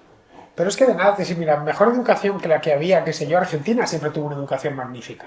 Y ya ves tú. En fin, la Unión Soviética no tenía mala educación, en ciencias y en cosas así eran buenísimos. La educación en España, a ver, tiene problemas, pero no es un problema en sí. El problema de España no es la educación. No le demos más vueltas. Ya sé que se tiende a idolatrar eso, ¿no? Con la educación. No. El problema de España es que es una economía llena de grilletes. Es soltar esos grilletes. Es dejar que la economía, es decir, nosotros, todos los que creamos riqueza, desarrollen todas sus potencialidades. Y eso implica una bajada salvaje. Y cuando digo salvaje, es salvaje, porque es que hemos llegado a una presión fiscal que es insoportable, es asfixiante. Una bajada salvaje de impuestos y una desregulación. Con eso lo liberas. La educación que tenemos, que es mejor que la pues será mejor que la de unos países de Europa y peor es que no. Pero no es un problema en sí. Se le pueden hacer reformas, obviamente, pero no es el origen de los problemas de España. El origen de los problemas de España es cómo ha crecido el Estado y la cantidad de trabas que pone a la creación de riqueza. Y se las van creando nuevas. De hecho, si echas un vistazo atrás, 10 años, y ves la cantidad de reglas que hay, nuevas que no había, te quedas fascinado. Y dices, es que hacer esto mismo que quiero hacer ahora, hacerlo en 2014 era mucho más sencillo. Pero yo creo que, o sea, no sé si te referías más bien a una cuestión de mentalidad, de educación, no tanto a despejar bien una ecuación. No, lo que yo percibo, pero esa es mi experiencia, es que efectivamente hay una línea de educación en el país donde la gente que se forma y que realmente tiene talento y que es buena, la habéis mencionado, se está marchando del país. O sea, pero se marcha por los grilletes. Claro, España produce unos ingenieros extraordinarios, produce muy buenos médicos. Pero se vacía el ecosistema. Sí, pero claro, en el momento en el que alguien quiera hacer algo, bueno, basta con que... No, los sueldos también. Mira, yo tengo un grupo de amigos en Inglaterra, en Cambridge, que son expatriados, ¿no? Como vosotros, vamos. Y lo que te dicen es, la ciudad de Cambridge, que el principal negocio es la medicina, es bueno, la ciencia, la biomedicina y todas estas cosas. Y te lo dicen ellos. Yo es que aquí gano el doble de lo que ganaría en España, en un laboratorio. El doble. Y la vida no es el doble de caro. Aquí puedo tener cosas que en España nunca hubiera podido tener, como una casita unifamiliar con jardín. Nunca lo hubiera podido tener yo esto en Granada o en cualquier otro sitio. Y por eso se va. Pero son gente formada en universidades españolas. donde salen muy buenos técnicos, muy buenos profesionales. En fin, yo estuve dando clases en una universidad del extranjero, y de Hispanoamérica exactamente, y yo pude ver que el nivel que yo había visto en España era mucho mayor que allí, en todos los aspectos. Ni siquiera del bachillerato salen mal. Lo que tienes es que quitar los grilletes, que más no le he hecho más que ponerlos. Y imaginaos cada uno en su sector de la producción, porque no conocemos, yo concretamente el de la comunicación es el que conozco, y el que trabaja en banca, pues la banca, el que trabaja en temas energéticos, la energía. Todos conocemos perfectamente los límites y dónde habría que quitar esos grilletes. Bien, ningún partido político viene con un programa así. Ninguno, cero, no lo hay. Eso es lo que te entristece. El problema es el voto al final, porque si tú tienes un Estado donde el 70% vive de forma directa o indirecta de la administración pública, pues tienes las palancas para poder... Está inventado, como el último de Pareto, ¿no? O sea, al final dices, cuando tú le preguntas a dos lobos, lo que decía Churchill, ¿no? Definía la democracia como dos lobos y un cordero decidiendo lo que iban a cenar, ¿no? Pues, o sea, si tú le preguntas al 70% de la población que está sostenido por el 30%, si quieren seguir siendo sostenidos por el 30%, la respuesta va a ser que sí. Esto es lo que Margaret Thatcher. Pero no en todos sitios, ¿eh? O sea, no en todos sitios, porque por ejemplo la reducción de la jornada laboral en España a favor está más del 75%, No, pero luego aquí Suiza es un ejemplo muy claro, sin estar yo a favor de los referéndums, ¿eh? Pero yo como ejemplo de mentalidad de que muchas veces ha hecho referéndums de ¿queréis más vacaciones? Y te dicen no. ¿Queréis un sueldo? Y te dicen no. Porque saben cuáles son las consecuencias. Pues, pero ahí está el saber qué es lo que supone. Porque claro, a ti te dicen, o sea, la mentalidad es un poco, digamos, de niño de 5 años. O sea, a ti te dicen, oye, ¿a ti te gustaría trabajar menos y cobrar lo mismo? Que el medio tonto te dice que sí, porque no sabe las consecuencias que tiene a medio o largo plazo. No, porque todo, Jario, se vende a coste cero. Vais a tener tanto a coste cero. La realidad es que luego el coste no es cero. Claro, es que es falso, no es a coste cero. O sea, no es a coste cero. Pasamos a la siguiente pregunta, básicamente. Nos ha sacado ya... El mundo de la se confía en aquí. Hay que decir, la pregunta como respuesta. Vale. Quería hablar sobre la Unión Europea. Hablamos de regulación y que los partidos no llevan el programa cambios sustanciales. Y yo creo que mucho de lo que es regulación viene de la Unión, no todo viene de lo que dice el gobierno. ¿Creéis que estamos en un momento de cambio de tendencia en la Unión? ¿Y puede ser un vértice que suponga menos regulación al futuro? Yo en absoluto, yo creo que estamos al ¿Sabes a qué revés. me refiero? ¿Me refiero a Trump, a la Omnibus? No, Trump es intervencionista, es proteccionista y además es enemigo del libre comercio. O sea, lo que quiere es proteger y además es lo que ha ocurrido en Estados Unidos, con la excepción de Ronald Reagan. El resto de los presidentes han sido siempre muy proteccionistas y nunca contrarios al libre cambio. En el caso de la Unión Europea, en lugar de reaccionar con más libertad, han reaccionado con más restricciones. Es decir, te impongo un arancel, pues yo te impongo otro. Pero no, tienes que hacer justo lo contrario. Yo me refería a la regulación que nos ponen a los europeos. Es decir, nos dicen unas directivas de CSRD y para más, que empiezan a dar unos aranceles y se ponen a ómnibus y le dicen, bueno, vamos a ponerlo de momento en valor. En fin, porque un poco es ganancia. A ver, el problema, no sé si conoceréis el informe Draghi. Sí, claro, El informe Draghi, el informe Draghi Y el informe Leta, Bueno, hay dos. la primera vez que alguien da la voz de alarma. Con esto no estoy diciendo que el informe Draghi sea una obra maestra, que no lo es, por supuesto, pero que da la voz de alarma. Ojo que nos estamos quedando rezagados, que pensábamos que teníamos comprada la riqueza, que había, pues algo, una especie de orden divina en la que los europeos eran ricos y prósperos y otras partes del mundo eran pobres y atrasadas. Y no es así. Europa fue pobre y atrasada en el pasado. No hay que irse tan lejos. Entonces, esto ha sido una cosa que ya te llama la atención. El problema es quién tiene que hacer las reformas. ¿Cuántas veces habéis oído eso de que hay que hacer reformas en el sistema electoral en España? Porque es injusto. Porque ahí se sobrerepresenta una parte, se infrarrepresenta otra. Pero ¿quién tiene que hacer esas reformas? Los que se benefician del actual sistema electoral. El problema con la Unión Europea es que las reformas las tienen que hacer los que se benefician de la Unión Europea actual, hiperregulacionista. Ese es el tema. No lo sé, van a caparse a sí mismos. Pues yo lo tengo, no sé, pienso que no, sinceramente. Yo soy bastante escéptico, es que lo ves, por ejemplo, con todo lo que es la transición ecológica y toda la normativa de descarbonización. O sea, ahora mismo tienes a las cementeras y a las siderúrgicas en pie de guerra porque están obligando que de aquí a 2041 tengan neutralidad de emisiones de carbono. Todavía no se ha inventado la producción de cemento y de clinkers sin liberar CO2 al mercado. Entonces te dicen, capture usted CO2. Y dice, estupendo, voy a capturar CO2. Digo, hay que almacenarlo, pero es que no hay almacenamientos geológicos.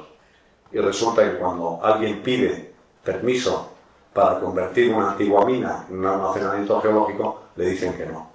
O cuando tienes dinero de los contribuyentes españoles enterrados en el almacenamiento de Castor, en lugar de liberarlo para capturar CO2, lo que dicen es, vamos a sellarlo, después de haberle regalado varios 1.500 millones de euros a una determinada empresa y haber beneficiado en contra de los contribuyentes. Entonces, al final es lo que decíamos antes, que el coste es cero. O sea, ¿quién responde de una pérdida de 1.500 millones de euros cuando se trata de una decisión de la administración? Nadie.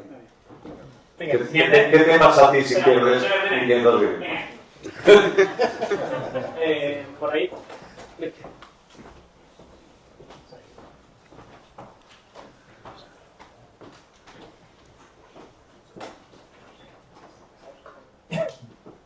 Gracias, José. Vale, hemos mencionado un montón de problemas durante la conferencia sobre la creación de riqueza, impuestos. Entonces quería ver vuestra opinión cuáles serían las soluciones. O sea, no solo, ya que nosotros estamos aquí, por ejemplo, la mayoría de nosotros como expats, podamos solucionar nuestras propias circunstancias personales, ¿no?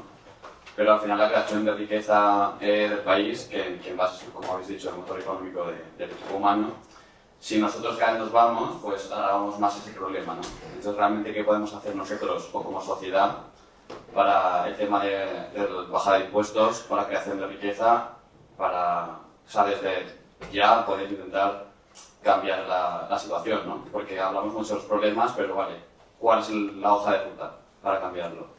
No hay hoja de ruta. Hombre, también en el problema también tienen la solución. Hemos hablado mucho de la mentalidad. O sea, al final, para que cambie, digamos, todo esto que estamos comentando aquí, necesitas una sociedad que tenga una mentalidad diferente. O sea, que no piense que es bueno que le reduzcan la jornada laboral y que le paguen lo mismo, sino que ya esto va a perjudicar al que me está dando trabajo. ¿Qué no lo piensas? Otro tema es Por ejemplo. la reducción de impuestos. O sea, yo creo que el partido que planteara una bajada de impuestos pues iba a tener bastante aceptación. Yo no lo creo. Yo creo que Con la mentalidad actual, no. Fíjate, al final lo estás viendo, por ejemplo, en la Comunidad de Madrid, que no es que sea un país fiscal. La Comunidad de Madrid, yo vivo en la Comunidad de Madrid, me revienta la Comunidad de Claro, la Madrid. Comunidad de Madrid no es un país oficial. Claro. Pero comparado con los infiernos tributarios Sí, que tienes alrededor, dices, no, hombre, esto es el purgatorio comparado con el infierno. Claro. Entonces, que es muy popular llevar en tu programa que vas a rebajar los impuestos o que vas a favorecer la libertad económica. Entonces, al final, es cierto que con el actual sistema de partidos no vas a tener una reducción de impuestos porque no hay interés en hacerlo, y yo creo que al final es que la verdad es que a mí no se me ocurre ninguna solución. La batalla cultural. La batalla cultural es importante, que ya se está dando sin duda, y la nueva generación, pero claro, el problema que tienes tú es cómo consigues que se dedique a la política gente distinta a la que se dedica a la política hoy, porque antes tú miras las fotos de los consejos de ministros de hace 25 años y me decías, pues estos señores cuando terminen de ser ministros tienen una ocupación. El problema que tienen ahora los ministros es que dejan de serlo y salvo uno o dos no se pueden dedicar a otra cosa. O sea, es decir, una persona conocida de todos que es abogado. Es decir, alguno de los abogados que está aquí contrataría a Óscar Puente en su despacho, ¿no? O a Yolanda Díaz, una abogada laboralista. Hombre, pues a lo mejor sí, no lo sé, pero te cuesta trabajo pensar que muchas personas que están ocupando la cargos de responsabilidad encontraran un puesto en la empresa. Entonces yo creo que si hubiera recuperar esa vocación política de gente que dijera, bueno, pues voy a hacer un sacrificio, pero claro, es que es muy difícil, porque primero, pierdes un montón de dinero. Si te van bien las cosas, dejas de ganar dinero. Vas a estar todo el día sometido a la lapidación pública, tu familia lo va a pasar mal, entonces, ¿cuál es el resultado? Que nadie se quiere dedicar a la política. Y los que cambian serían los políticos. Hombre, tienes todavía la esperanza de los jueces del Tribunal Supremo, ¿no? Que mantienen cierto control de legalidad, pero eso tiene también un final más o menos cercano. Siguiente. Esta pregunta la responde Jano Fernando, salvo que sea jurídica.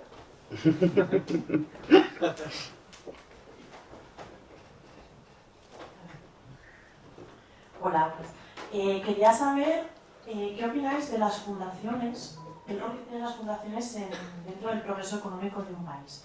Porque, por ejemplo, aquí, la forma que lo veo es que hay tal bonanza, que hay muchísimas fundaciones que se dedican a un montón de cosas. Y yo, por ejemplo, trabajo en una y tengo la sensación de que somos un poco funcionarios también, porque no hay realmente incentivos. Me ha venido esta idea en función de lo que ha dicho Jano, de la parte sociológica, ¿no? De los incentivos que hay. Pues sí que hay un incentivo. Hacer el bien es un incentivo. Obvio.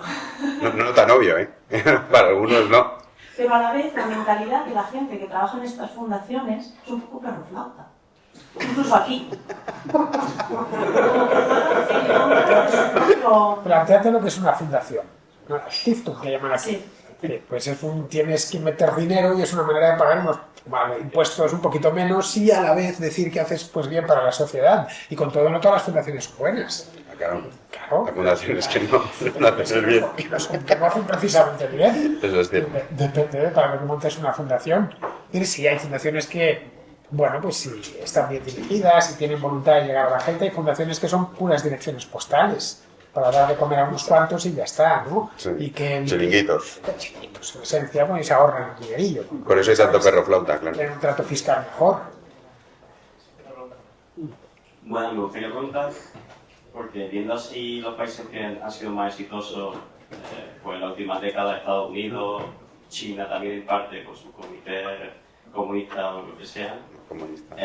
Suiza, todos tienen cierto grado de descentralización y le dan bastante peso a la parte municipal y autonómica, que sería el equivalente en España. ¿Podría pasar la solución por ahí, por darle más peso a las autonomías o a las diputaciones o ayuntamientos para decidir su tramo de IRPF y aumentar la descentralización allí a esa zona, a esa parte? Yo soy gran defensor de la descentralización. O sea, a mí, cuando critican el cupo vasco, a mí lo que me molesta es que lo tengan ellos.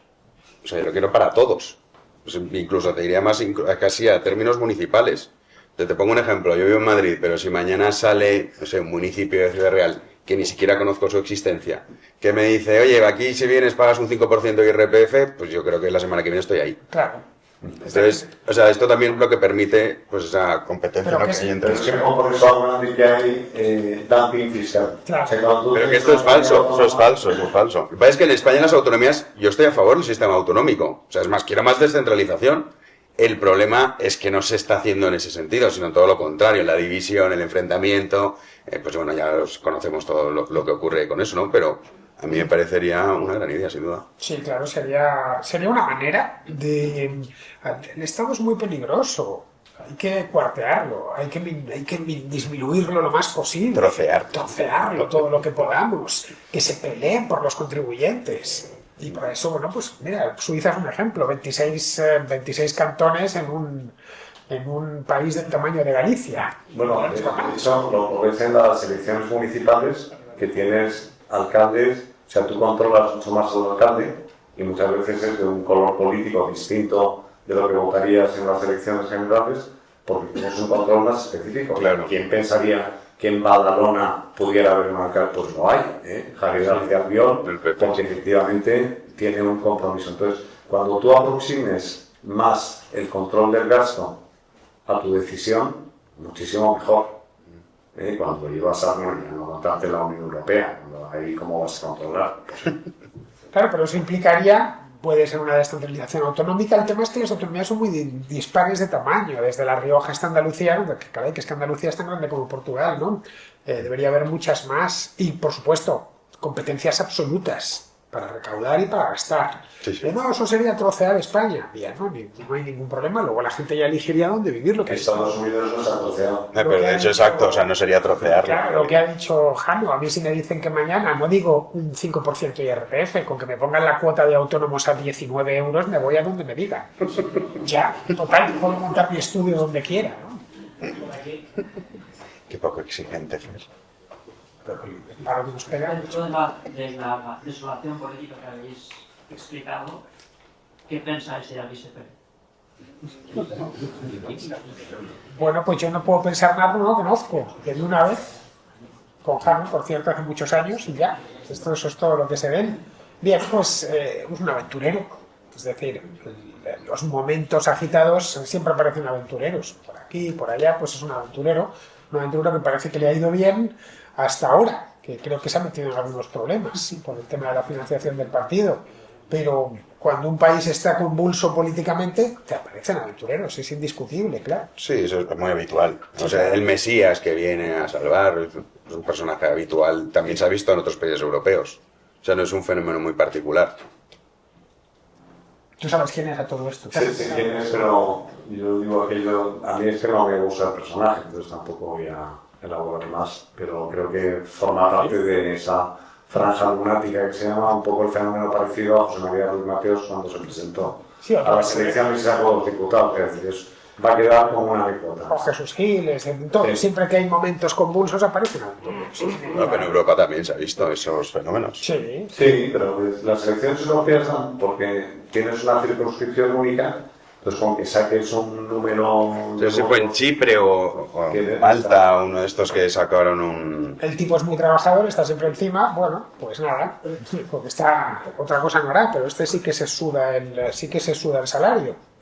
Está con sí, su grupo de Telegram, los vídeos, no sé qué, no sé cuánto. Son fenómenos que igual que cuando estaba muy politizado, cuando había mucho, digamos, convulsión social, lo tenías con los fenómenos estos de Podemos y demás, al final surgen en esos ámbitos. Bueno, lo de Podemos era una aventura que le salió especialmente bien. Sí, le salió. Al principio eran aventureros en las elecciones europeas de 2014, no sabían cómo les iba a salir. De hecho, ellos si hubieran sacado un solo escaño se daban por satisfechos. Creo que hay otro ahí. 60 iba a tener, ¿no? Podemos. Se ganó 5 en las europeas, 70 en las generales. 71. Bueno, yo quería empezar diciendo que estoy bastante de acuerdo con la mayoría de las cosas que se han dicho, pero quiero hacer un poquito de abogado del diablo. Efectivamente, en España hay mucho billete, hay mucho el empresario es el enemigo, ¿no? Eso es algo que lastra al país, también creo eso.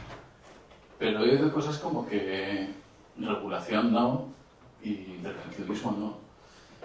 Pero eso funciona cuando hay mercados perfectos, cuando hay competencia, cuando hay monopolios, cuando la gente puede tomar decisiones, pues se lo sabe, cuando la gente puede tomar decisiones racionales. La educación, la sanidad, es difícil poder tomar decisiones racionales con algo tan importante. Si no hubiera regulación, seguiríamos teniendo pintura con plomo. La pregunta. La pregunta es, ¿hasta dónde? Déjame que te responda una cosa. Es decir, que es el... Vamos a partir de la base de que tiene razón. Es una suposición que no significa que la tenga. ¿Cuál es el fundamento para pensar que hay alguien que tiene el monopolio de la inteligencia? O sea, ¿sobre qué fundamento alguien, Estado o funcionario del Estado, tiene un plus adicional de inteligencia y de conocimiento para decidir que algo es bueno o es malo?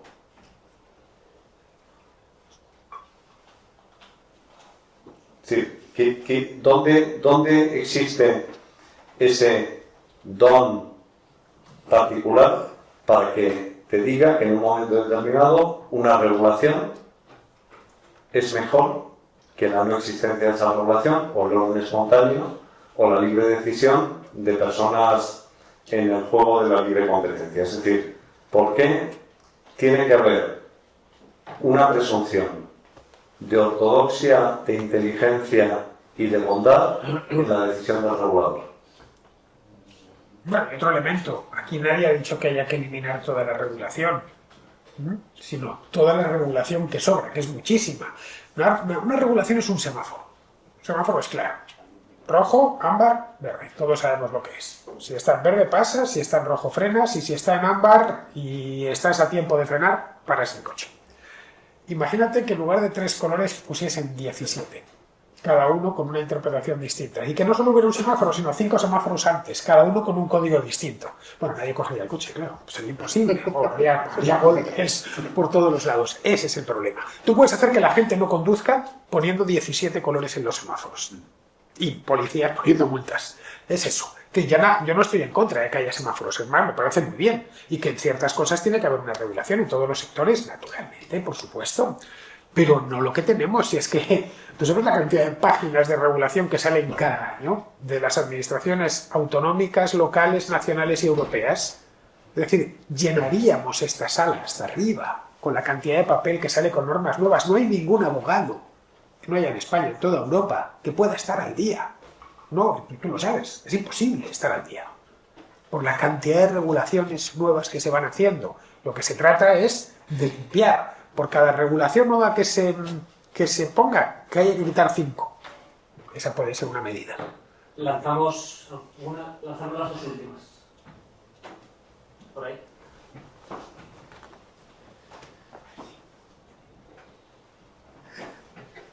Bueno, para empezar, decir que comparto el cinismo sobre la economía española que menciona, pero bueno, mi pregunta es, el año pasado el Economist eligió a España como la economía del año y saber qué opinan ustedes de eso.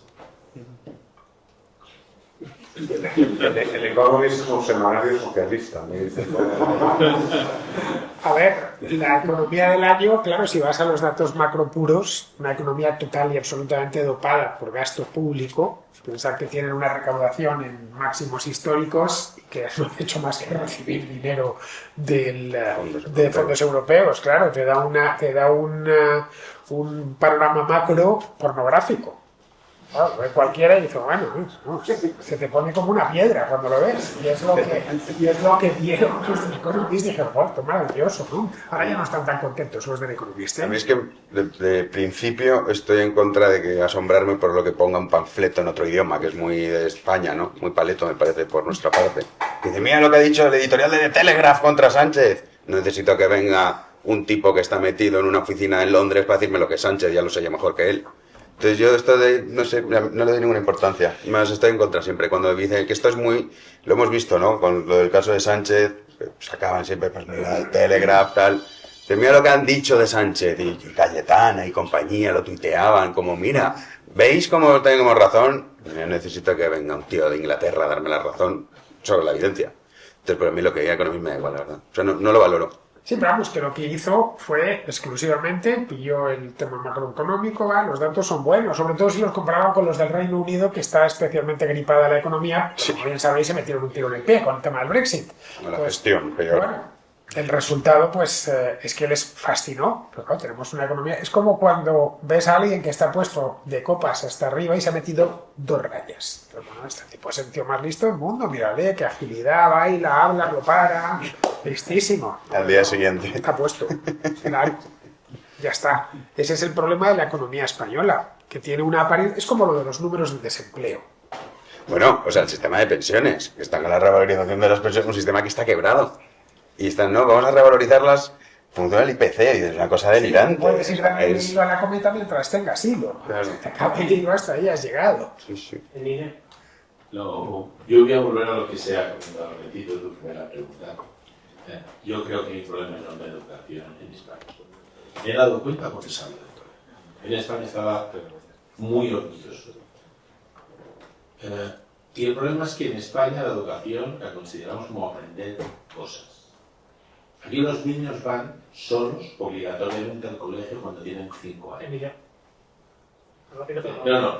Entonces, ¿por qué el español, en el sistema educativo que tenemos, es tan inseguro? Y nos hace tan inseguros. Y cuando llegamos al mundo de la empresa, nos hace empresas inseguras. Yo recibo continuamente empresas de España, que intento que mi aportación a a la marca España sea introducir empresas en nuestra compañía y son súper inseguros. Sin embargo, los suizos son gente increíblemente segura por su sistema educativo.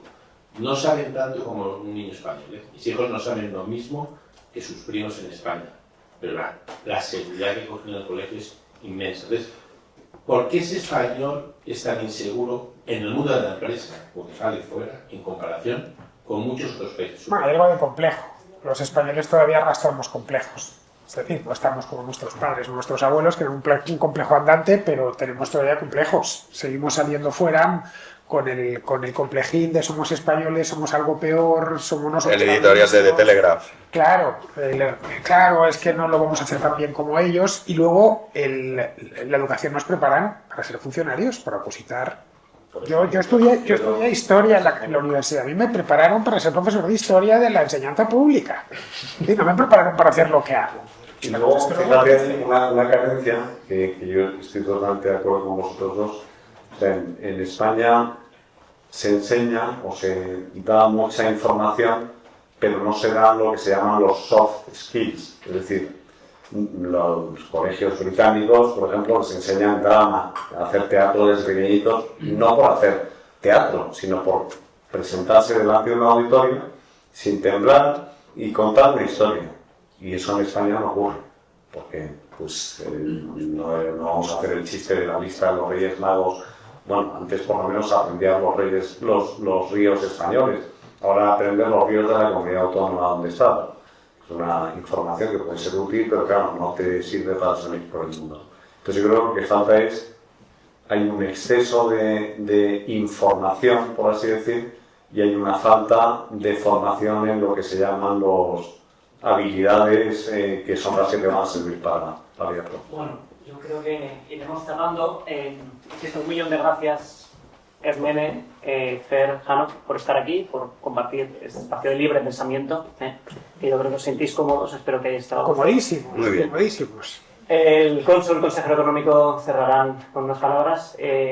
A todos vosotros, insisto, desde Relevance, 1.000.000 de gracias por confiar en nosotros. Creo que, oye, ha sido una plataforma de compartir ideas que ha sido fenomenal. Espero que os haya gustado. Esperamos veros en la próxima, si es que hay una próxima, al menos en formato amplio como este, y si no, no reproducido. 1.000.000 de gracias, sobre todo a todos los sponsors que habéis participado y habéis hecho posible el acto de hoy, a todos los asistentes, a vosotros, una vez más, 1.000.000 de gracias. De verdad, de corazón. Gracias, Jesús.